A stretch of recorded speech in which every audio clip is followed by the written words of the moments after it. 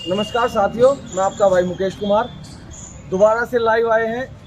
कल का जो एक वाकया हुआ कोटकला स्पोर्ट्स कॉम्प्लेक्स में और जो हमारे खिलाफ एक झूठी साजिश रची जा रही थी, वह बात हमने अपनी पंचायत में रख दी, हमने अपने गांव के बुजुर्गों में रख दी।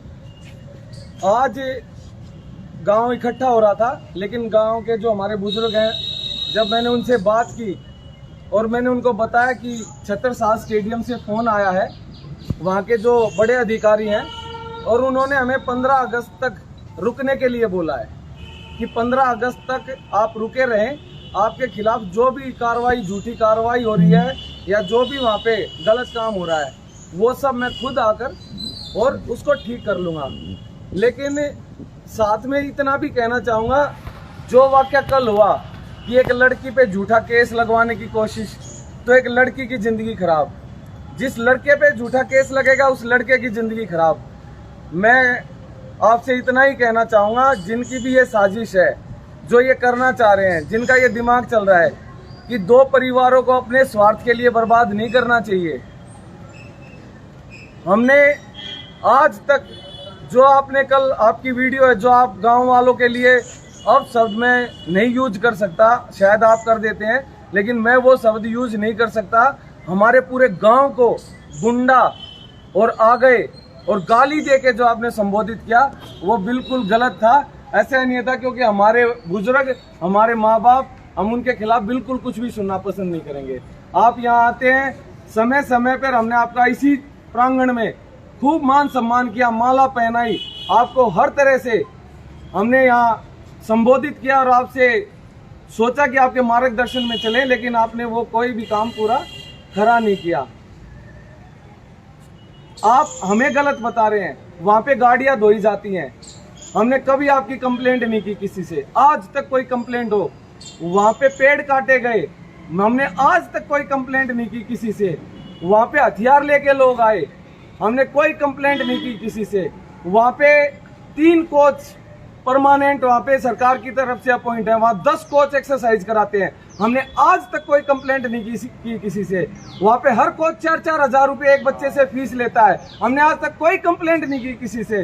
आप हमें बदनाम करने के लिए, पूरे गांव को बदनाम करने के लिए, पूरे गांव को गाली देने के लिए हम पैदा नहीं हुए हैं कि हम सुन लें। अगर जो हम ये बातें सुनते हैं तो धिक्कार है। हाँ, हम हाथ नहीं उठाएंगे, लेकिन गांधीवादी तरीके से हम बिल्कुल अपना विरोध दर्ज करेंगे। आपने जो भी गलत किया है, हम अपने हक के लिए लड़ाई जरूर लड़ेंगे। वहाँ पे आप कहते हैं कि गुंडे आ गए, हमारे गांव का कोई सब इंस्पेक्टर है, कोई टीचर है, कोई उससे भी बड़ी पोस्ट पे है, हमारे गांव के बुजुर्ग, आप इन्हें चोर गुंडे कैसे कह रहे हैं? हमारे नाबालिग बच्चे, आप इन्हें चोर गुंडे कैसे कह रहे हैं? आज ये सारे बच्चे यहाँ पर आ गए हैं, सब वहाँ जा रहे थे, हमने एक ही आवाज पर, वहां से एक फोन आया, दिल्ली सरकार का इतना सुंदर ट्रैक बनाया, दिल्ली सरकार ने बनाया, दिल्ली सरकार का पैसा, आप 1 लाख रुपए सैलरी लेते हैं हमारी सेवा करने के लिए। आप मालिक नहीं है, आप नौकर हैं, पहले तो आप ये समझ लीजिए। दूसरे थानों की पुलिस बुला के आप हमें गाली गलौज करवाते हैं। एसएचओ ने कल हमें गंदी से गंदी गालियां दी, हमारी माँ बहनों को गालियां दी, ये हम सुनने के लिए आपकी वजह से। आपने झूठे अपने जो आपके लिंक हैं, अपने जो अपनी लाइजनिंग करते हैं, जो आप बड़े बड़े लोगों के साथ घूमते हैं, उनकी बच्चों की प्रैक्टिस कराते हैं। कितने गरीब बच्चों की प्रैक्टिस कराते हैं आप? पूट कला के अंदर ट्रैक है, पूट कला के, मैं आपको कल आ जाना आप मेरे साथ, इनमें से कितने बच्चों को आप प्रैक्टिस कराते हैं?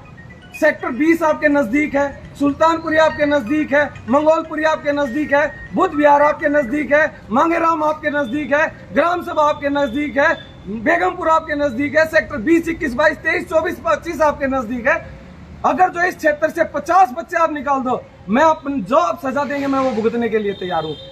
गंदी राजनीति मत करिए, आप अपने स्वार्थ के लिए, आप अपनी दवाइयां बेचिए, आपका भाई डॉक्टर है, आप दवाई बेचते हैं, मुझे कोई दिक्कत नहीं है। आपका क्लिनिक है, हमने कभी कंप्लेंट की? मुझे 10 आदमियों ने कहा कि आप इसकी जाके कंप्लेंट कर दीजिए, एक सरकारी डॉक्टर कभी दुकान नहीं खोल सकता। आप अपना काम चलाते हैं, आप फिजियोथेरेपी का अपना काम चलाते हैं, लोगों ने कहा इनकी फिजियोथेरेपी चलती है, मुझे नहीं मतलब है भाई, आप जाओ और इनसे बात करो। लोगों ने आके कहा हमारी चप्पल नहीं है, क्या गरीब का बच्चा बिना जूते नहीं है तो वो प्रैक्टिस नहीं करेगा, वो आर्मी की तैयारी नहीं कर सकता? गरीब पैदा होना अलग बात है, गरीब पैदा मरना अलग बात है, आप उसको प्रैक्टिस से रोक रहे हैं। आप बच्चों को बाहर निकाल देते हैं। मेरे पास लड़कियां आई एक दिन, दो रोती हुई कि माइक में हमसे गंदी गालियां दे रहा है, हमें कह रहा है यहाँ से निकल जाओ। कौन जिम्मेदार है? एक दिन आपने 60 लड़के बुला लिए कराला से हथियारों के साथ, हमारे गांव का कोई बच्चा मर जाता कौन जिम्मेदार था? अगर जो उनमें से कोई मर जाता तो कौन जिम्मेदार था? हर टाइम आप जातिवाद की बात करते हैं। मैं ब्राह्मण हूँ, मैं परशुराम का वो हूँ। अरे मेरे यहाँ 36 बिरादरी के बच्चे बैठे हैं, 36 बिरादरी के हमारे बुजुर्ग हैं, ये भी पंडित जी हैं, ये भी पंडित जी हैं। हमारे गांव में हमारे अखाड़े के अंदर 2 मूर्तियां लगी हुई हैं, दोनों पंडित जी हैं। हम तो उनकी इज्जत करते हैं, हम तो नहीं मानते जातिवाद की बात, हम तो नहीं करते जाट ब्राह्मण, हम तो नहीं करते हरिजन वाल्मीकि। आप हमारे गांव में आके हमारे गांव का स्वार्थ क्यों खराब कर रहे हो?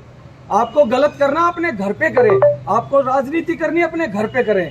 हम राजनीति नहीं कर रहे। हाथ जोड़ के आपसे रिक्वेस्ट है, आपकी तबीयत खराब है, हमने देखा है, आपने बताया कि वैसे तो आप घर चले गए थे, पुलिस द्वारा मुझे जो आपने छुट्टी की वो दी है वो भी हमने देखी है, तो आप रेस्ट करें। आपकी तबीयत खराब है, हम भगवान से दुआ करें आप जल्दी ठीक हो जाएं, लेकिन गलत मत करिए। आपको हम यहाँ पे सहन नहीं कर सकते। अब आप प्लीज अपना जो भी जैसा भी करना है, सरकारी अधिकारी जो भी आएंगे हम अपनी कानूनी कार्रवाई कर लेते हैं। लेकिन आपसे फिर से एक बार रिक्वेस्ट है, जो आप ये जहर का बीज उन बच्चों में और हमारे बीच में बो रहे हैं, इसे ना बोएं।